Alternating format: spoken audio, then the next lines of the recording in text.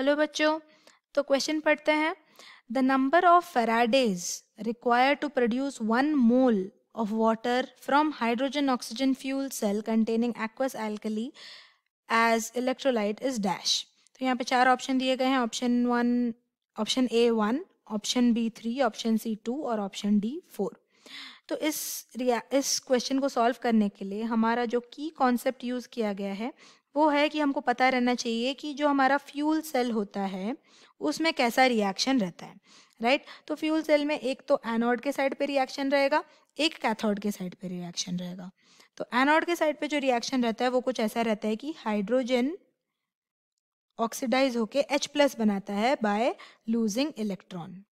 तो इसको अगर हम बैलेंस करेंगे तो ये ऐसा हो जाएगा 2H+ 2 इलेक्ट्रॉन, है ना।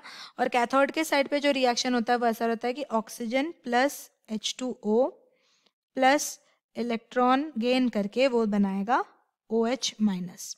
अब इस रिएक्शन को बैलेंस करने के लिए हम एनोड वाले रिएक्शन को इनटू 2 करेंगे। तो ओवरऑल रिएक्शन इसका कैसा रहेगा?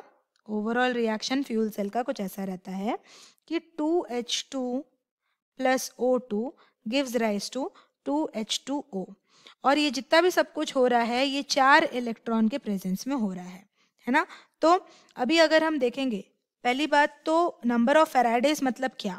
नंबर ऑफ फेराडेज मतलब कितने मोल इलेक्ट्रॉन्स यूज हुए हैं। तो ये रिएक्शन के लिए हमको पता चला कि 4 मोल्स ऑफ इलेक्ट्रॉन्स यूज हुए हैं, राइट। यानी कि 4 फेराडे यूज हुआ है।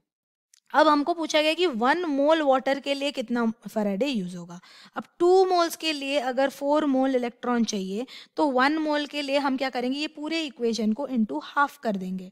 तो क्या हो जाएगा, H2 plus half O2 gives rise to 1 H2O। यानी कि अभी 4 मोल इलेक्ट्रॉन के जगह पे 2 मोल्स इलेक्ट्रॉन चाहिए रहेगा, राइट। तो 2 मोल्स इलेक्ट्रॉन मतलब कितना फैराडे, 2 फैराडे।